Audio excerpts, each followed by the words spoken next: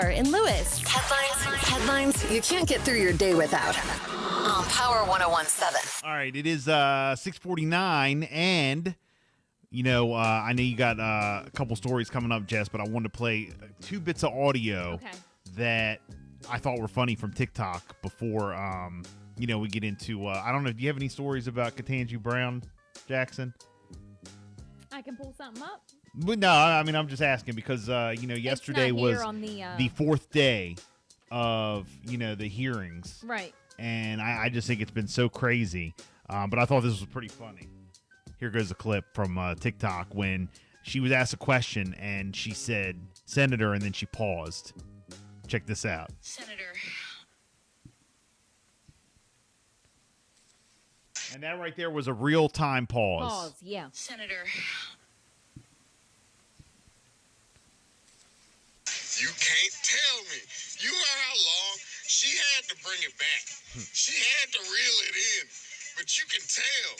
You can tell she was like, I'll meet your ass outside right now. Yes. Some dumbass like that again. Ooh, I'm so proud of this woman.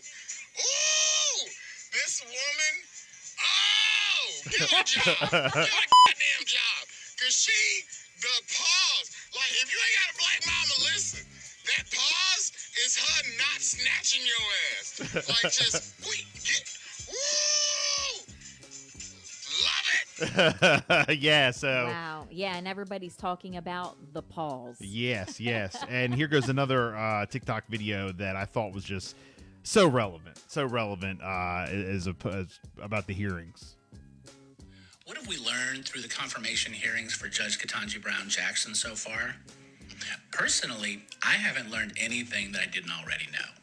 What have these hearings reaffirmed? Unfortunately, it reaffirms the fact that for a black woman to get to the same place where equally qualified colleagues would get, she needs to be twice as smart and probably 10 times more understanding, forgiving, and patient than she should have to be to endure the intimations, the personal attacks, the dishonesty. I don't know how she does it, but I am thankful that she is enduring this horrific process. And by the way, she's killing it. Yes, absolutely. Yeah, she is. Absolutely. So She is. I just thought they were both so relevant. Wow. All right, Jess, what you got? All right, so as the war in Ukraine moved into the second month yesterday, the country has accused Russia yesterday of forcibly moving hundreds of thousands of civilians into Russian territory from destroyed Ukrainian cities. And they say that they took them against their will. It does include about 84,000 children and claim that they might be used as hostages to pressure Ukraine to surrender. We'll keep you up to date as that unfolds. Also, the number of Americans applying for unemployment benefits last week fell to its lowest since September of 1969, declining by 28,000 to 187,000. The U.S. Labor Department reported this yesterday. The 4-week average for the first-time claims also fell to levels not seen in 5 decades, down to 211,750. A total of 1.3 million Americans were collecting unemployment benefits the week that ended on March the 12th, which is also a 5-decade low. The White House decided that the Easter egg roll will return this year. After not being held for the past 2 years because of the pandemic. The White House said yesterday that the egg roll will be held on Monday, April the 18th, the day after Easter. The event, which welcomes thousands of people to participate in the activities on the South Lawn, is the most popular attended annual event at the White House. The Easter egg roll has been held for almost every year since 1878. Wow. Amazing. The Virginia State Police are investigating a school bus crash that happened yesterday in Accomack County. We're told that the crash happened at around 7:40 a.m. It did involve a school bus and a tractor trailer, and lanes were blocked as a result of that accident. But police are now releasing that no students were injured and all the students were safely transferred to another school bus. And as we get more information and it becomes available, we will definitely fill you in on that.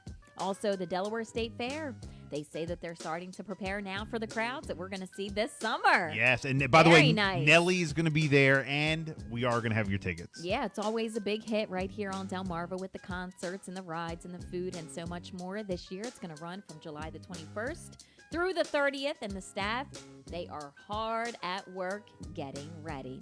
Also here in Delaware, lawmakers and Governor John Carney, they announced a plan that would provide a direct economic relief to Delaware taxpayers coming up this spring. The relief plan will probably send about $300 in direct payments to every Delawarean who filed a 2020 tax return, which is the most recent tax year where returns are available.